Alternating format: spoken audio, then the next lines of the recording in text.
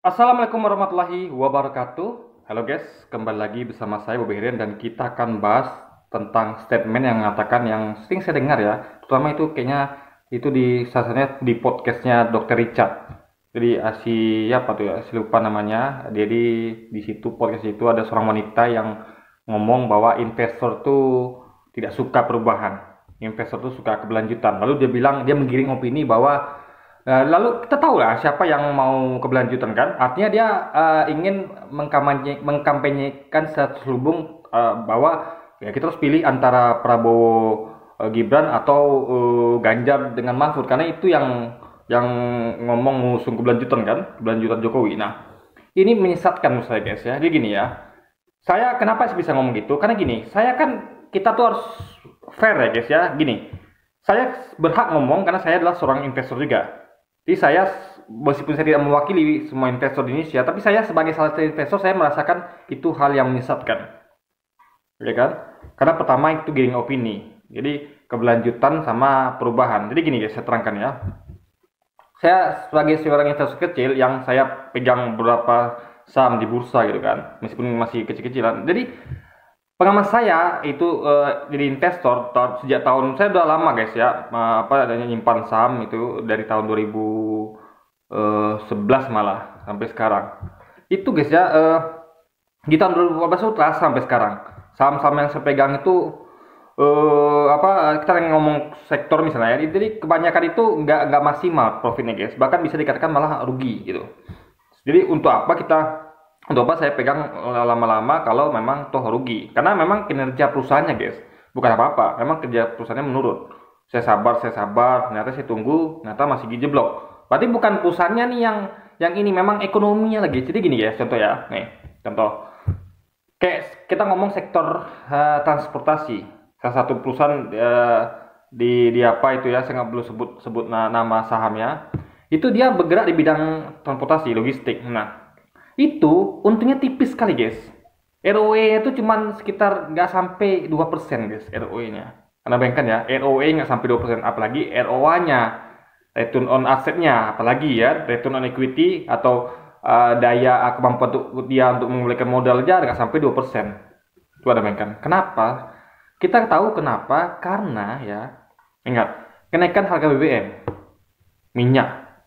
Anda tahu gila-gilaan harga minyak kan? Minyak berapa kali naik? Sedangkan komponen minyak itulah komponen terpenting ya, salah satu komponen terpenting untuk operasional dari perusahaan ekspedisi, perusahaan angkutan. Dia tuh mengoperasikan truk, ya kan, mobil-mobil, kendaraan gitu kan, untuk ngangkut gitu kan. Nah, itu tergerus. Makanya ROE-nya kecil banget gitu. Ya kan? Nah, belum lagi masalah misalnya kayak jalan tol. Itu tambah mahal. Memang lebih cepat, tapi harus bayar lebih mahal. Jadi, kita kan bukan masalah cepat-cepatnya, tapi seimbang antara kecepatan itu dengan biaya yang dikeluarkan. Gitu. Ya kan? Misalnya kayak saya mau ke ke suatu tempat, saya hitung kosnya tuh. Kalau saya sampai situ lebih cepat, tapi bayar lebih mahal. Tapi kalau saya misalnya lebih lambat sedikit, tapi saya bisa terima lebih, ngapain saya bayar lebih mahal? Ngapain cepat-cepat gitu?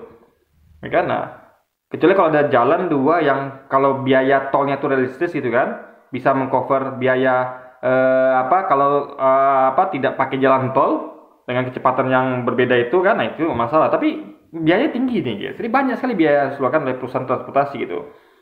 Lu lagi kenaikan gaji karyawan, karena kita tahu ya, semua sekarang naik semuanya. Beras naik, minyak cabai naik, semua naik gitu kan. Jadi buruh tentu teriak minta naikkan gaji. Nah, kita bukannya tidak pada buruh ya, tapi kalaulah pemerintah bisa menekan harga-harga ini tidak melambung tinggi, tentu buruh tidak teriak. Buruh merasa kurang gajinya. Kenapa? Memang wajar karena harga-harga naik. Tapi itulah kegagalan pemerintah untuk meredam harga barang-barang, gitu kan? Sehingga cost operasional perusahaan bertambah lagi. Apa ini yang mau dilanjutkan? Lalu contoh lagi kayak perusahaan properti. Nah, sekali lagi seperti tadi saya katakan ya, properti ini ya, Anda tahu ya, orang itu kemampuan beli menurun sekarang ini. Gimana orang mau beli properti coba? Kemampuan menurun. Kebanyakan orang kan beli properti itu kredit. Sedangkan kita aja dengar tuh, saya baca kemarin dengar berita di CNBC segala macam itu sekarang masyarakat Indonesia tuh hidup dari tabungan. Anda bayangkan, hidup dari tabungan. Banyak angka kelaparan meningkat, angka kemiskinan meningkat. Jadi gimana orang mau kredit perumahan, properti, kalau daya beli aja turun? Mereka tentu lebih milih untuk beli beras, karena lebih mahal kan? Beli beras saja mereka sudah megap-megap karena naik harganya, minyak BBM lagi, ya kan? Harga cabai lagi, gimana coba? Apa itu yang mau dilanjutkan?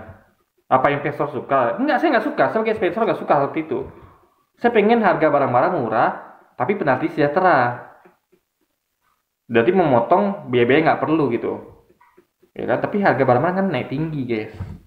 Petani pun tidak sejahtera, petani tetap jualnya murah, ya kan? Berarti siapa yang beruntung? Berarti pemain-pemain itu, pemain yang rantai itu yang terlalu panjang mungkin, rantai pasoknya itu, guys.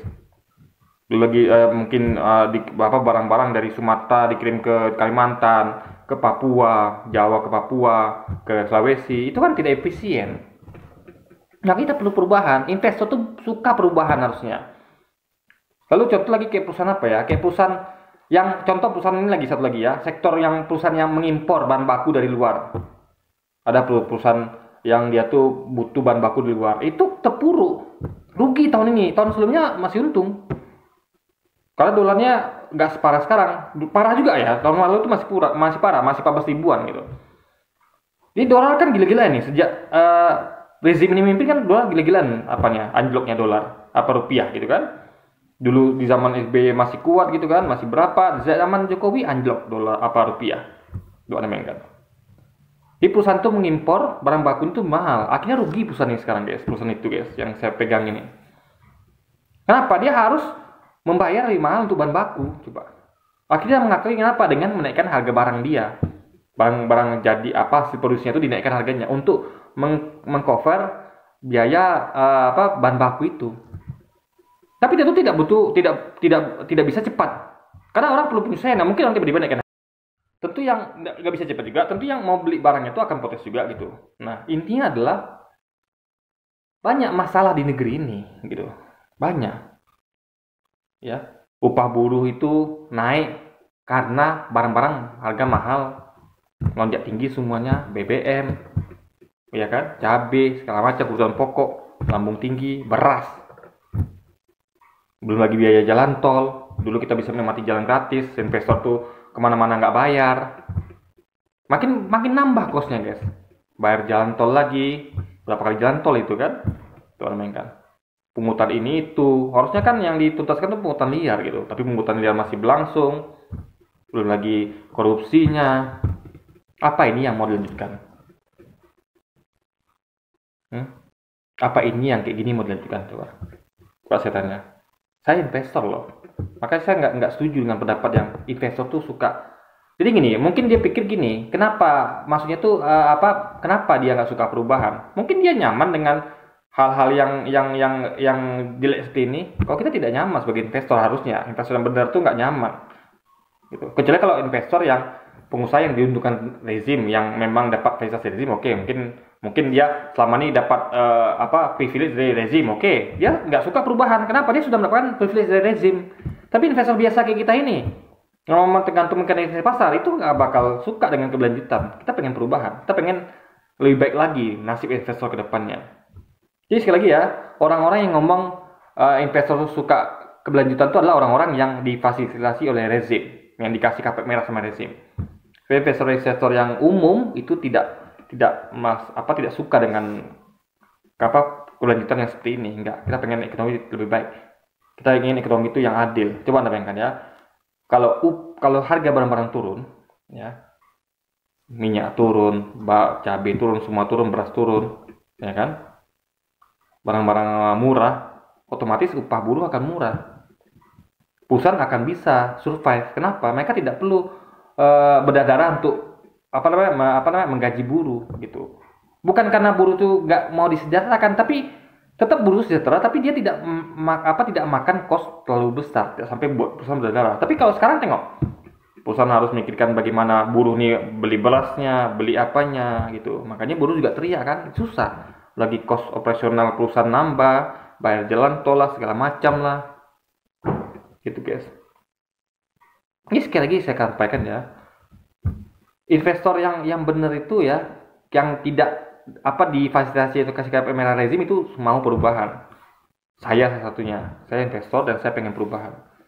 Saya nggak mau gini-gini terus gitu. Mau sampai kapan? Kita pengen sektor kalau misal pemerintah nanti yang baru ya, yang perubahan itu bisa membuat harga barang-barang murah lagi gitu kan, tepat sasaran, subsidi tepat sasaran, sehingga upah buruh itu nggak mesti naik, tapi dengan yang ada itu aja malah bisa surplus buruhnya, karena dia membayar barang-barang murah gitu, banyak uang lebih bisa ditabung gitu, jadi nggak mesti naikkan gaji, sehingga nanti perusahaan bisa kebaikan beban operasional perusahaan bertambah gitu guys. Itu cara cerdasnya gitu, ya kan? Bukan dikit-dikit solusinya naik gaji buruh. Jadi kenapa buruh naik gaji? Ya karena biaya hidupnya naik tinggi. Tapi kalau biaya hidupnya ditekan, dia bisa beli barang-barang murah, nggak perlu lagi, dan dia nggak bakal lagi nuntut terlalu pusing untuk naik gaji segala macam, sehingga menjadikan perusahaan gitu kan. Nggak semua perusahaan itu yang susah itu kan, yang kasihan itu kan perusahaan manufaktur yang menyerap tenaga kerja sangat banyak, perusahaan garmen, dia harus bayar gaji karyawan terlalu tinggi. Coba gimana disurvey? Contoh aja kayak saya sering nonton podcast orang yang punya Indomaret, Alfamart itu yang franchise itu. Dia ketika gaji karyawan dia nengok-nengok tuh daerah mana yang UMR rendah. Kenapa? Kalau UMR tinggi itu malah bisa rugi Alfamart Indomaretnya. Karena kos untuk gaji karyawannya itu yang sekitar satu toko tuh 4 sampai 6 orang itu udah makan begitu besar porsi untuk operasional Alfamart Indomaret dia guys. Maka dia beruntung kalau dapat UMR itu yang 2 jutaan ke atas, 3 juta. Nah itu bukannya kita tidak mau pengen buruh sejahtera, tapi buruh sejahtera. Kenapa? Karena mereka membayar beras murah, beli barang-barang murah, sehingga mereka dengan gaji segitu pun ada lebihnya gitu guys. Gitu loh. Kalau dinaikkan gaji lebih syukur lagi gitu. Nah, dimana nggak naik terus-terusan? Karena kalau nanti kurang lagi, naik barang-barang naik lagi, minta naik gaji lagi, ya sampai kapan? Ya, yang kasihan tuh menjajah tuh industri-industri manufaktur, yang padat karya itu. Akhirnya pemecatan di mana-mana. Tengok, apa investor tuh suka? Saya tanya BB ya, apa investor tuh suka melihat perusahaan-perusahaan yang padat karyanya bergelimpangan? Saya nggak suka guys. Saya lebih mementingkan, saya lebih suka perusahaan manufaktur, karena banyak manfaatnya bagi rakyat, karena bisa membuka lapangan kerja. Dibandingkan perusahaan kayak tambang misalnya, itu sedikit sekali menyerap tenaga kerja gitu kan. Kita butuh di Indonesia ini adalah perusahaan-perusahaan yang banyak menyerap tenaga kerja. Sehingga kalau banyak tenaga kerja terserap, otomatis mereka akan belanja lagi, akan spending lagi itu. Orang-orang buruh itu ya, ketika dapat gaji ya, yang nggak nganggur ini, yang udah kerja ini dapat gaji, mereka belanja lagi. Belanja siap, belanja kemana?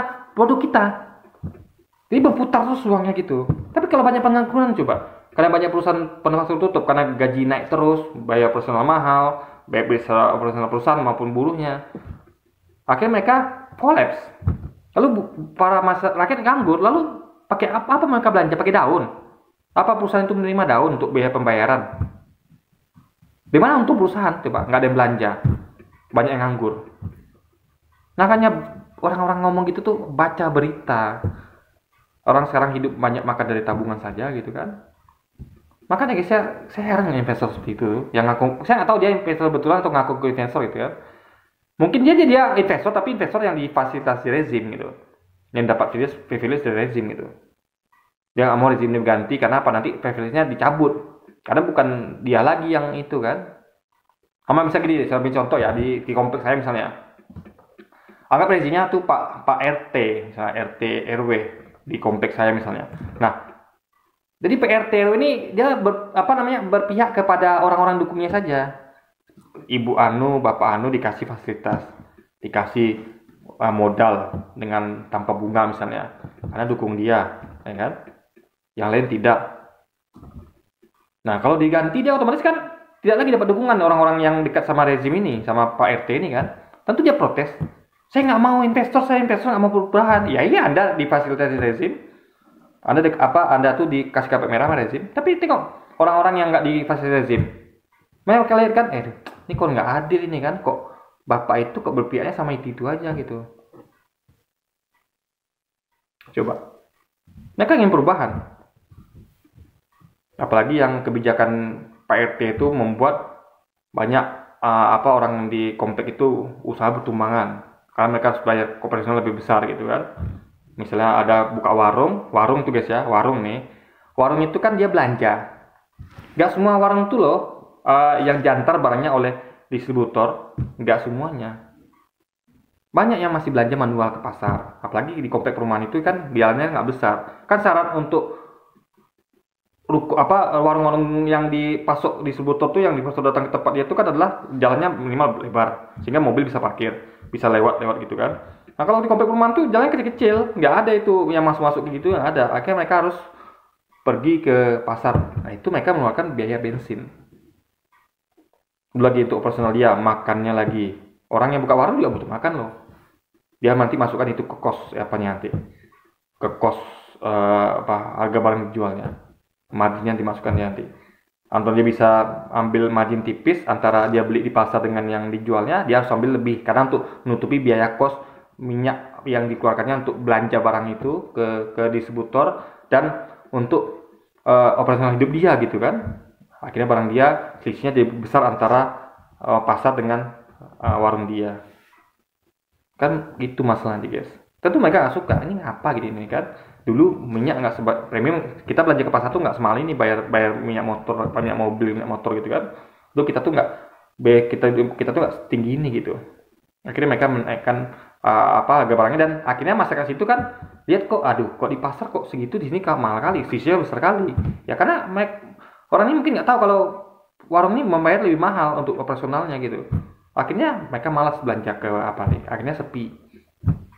Ke sana pun mereka malas juga ke pasar gitu kan. Jadi mereka tuh jadi mereka tuh belanjanya tuh betul-betul butuh aja. Nggak mau mereka belanja asal-asalan lagi. Kalau butuh aja baru dia beli gitu. Daripada karena dia tahu ini mahal banget gitu kan. Selisihnya gede kali. Ke pasar juga sama aja. Dia harus keluarkan minyak lebih mahal lagi gitu. Lebih mahal, BBM-nya juga mahal juga. Jadi itu masalahnya guys. Investor tuh ya yang bener itu akan butuh perubahan ketika kondisi buruk sekarang ini. Kalau kondisi baik saja oke. Jadi yang mengalami kondisi baik itu adalah investor yang difasilitasi rezim, yang dikasih ke merah rezim. Investor biasa kita nih mah apalah coba ya kan? Yang kita memang bergantung pada mekanisme pasar, ekonomi pasar, gitu guys. Intinya kalau nanti rezimnya berganti, ya ada perubahan, harga barang-barang kita akan turun. Investor mengharapkan harga barang-barang turun, sehingga gaji buruh nggak perlu naik. Naik pun dengan tingkat yang tidak memberatkan perusahaan. Karena mereka dan buruh pun punya uang lebih untuk membelanjakan lagi, ya kan? Jadi uang buruh tuh nggak habis, dia masih uang lagi untuk belanja atau untuk menabung. Dan orang banyak yang akan perusahaan itu nanti akan tumbuh terus itu manufaktur ini, akan tumbuh. Kenapa? Karena dia tahu ini kosnya murah ini, upah buruh murah, barang kebutuhan hidup murah, operasionalnya murah. Akhirnya nanti akan tumbuh tuh, akan buka nanti tuh perusahaan garmen lagi manufaktur buka akhirnya akan banyak tenaga kerja dan akhirnya nanti kita akan mempunyai banyak pembeli guys. Coba 1 juta pengangguran, coba ini kan di rezim ini kan banyak sekali pengangguran itu memotong peluang orang-orang itu untuk belanja ke kita sebagai investor. Kita kan profesinya kan punya perusahaan kita kan menjual produk, siapa yang beli kalau orang banyak nganggur? Siapa yang beli? Nah ketika ada perubahan nanti perusahaan itu sehat semuanya karena biaya operasional murah, upah buruh murah, dan buruh pun dia punya uang lebih karena biaya hidupnya murah, dia bisa belanja lebih lagi, spending lebih lagi, dan orang-orang nganggur bisa kerja. Akhirnya yang diuntungkan siapa? Investor yang punya perusahaan, yang belanja makin banyak. Yang nganggur 1 juta tadi itu karena udah bekerja, karena ada perubahan tadi, membuat banyak kebijakan yang membuat banyak orang bekerja gitu kan, akhirnya dia bisa belanja dan menguntungkan investor itu yang punya perusahaan itu guys. Nah itu logika berpikirnya. Makanya kalau orang-orang yang bilang bahwa investor tuh suka kelanjutan dan tidak suka perubahan tuh gimana logikanya? Apa mereka nggak berkaca pada realitas sekarang ini? Kecuali kalau pemerintah rezimnya super gitu kan, harga barang-barang murah, upah buruh murah, perusahaan bertumbuh, pengangguran itu berkurang jauh, sedikit pengangguran, orang miskin sedikit, itu oke lah. Kita lanjutkan itu baru investor tuh cerdas kalau menginginkan keberlanjutan. Tapi kalau begini, ya perubahan guys. Ya Anda tahu lah, saya balikkan lah. Anda tahu lah siapa yang musuh perubahan, hanya Anies Baswedan. Nah, jadi investor tuh butuh perubahan. Kecuali investor yang dekat sama rezim, yang dapat kartu merah dari rezim, yang dapat presidensial rezim, dia suka keberlanjutan. Makanya mereka akan dukung itu Prabowo Gibran atau Ganjar Mahfud. Karena mereka masih pengen dapat privilege dari rezim. Oke, ini mungkin sekian dulu aja video kita kali ini guys, dan sampai jumpa lagi di video-video selanjutnya, dan wassalamualaikum warahmatullahi wabarakatuh guys.